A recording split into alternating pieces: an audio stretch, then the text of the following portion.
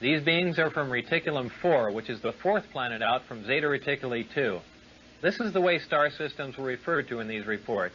They simply designate the name of the star and the number of planets from the nearest to the furthest from the star.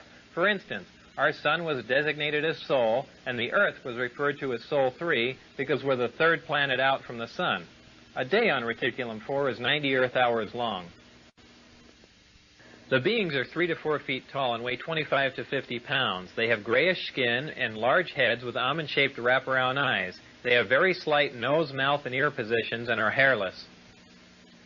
Any dates in the information regarding these beings were written in a 6-digit number which began with 1623. Since I had no idea what the 6-digit number was for the present year, I had no way of calculating when these beings arrived, or at least arrived this time.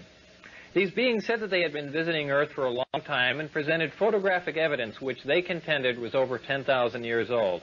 There was an exchange of hardware and information in central Nevada until 1979, at which time there was a conflict which brought the program to an abrupt halt. The beings left, but were to return at a 1623 date, and I don't know what that date is.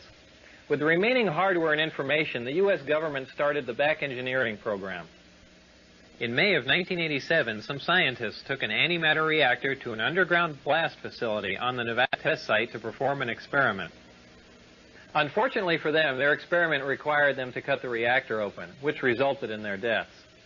This explosion was explained to others at the test site as a previously unannounced low-yield underground nuke test. I was hired in December of 1988 to replace one of these men.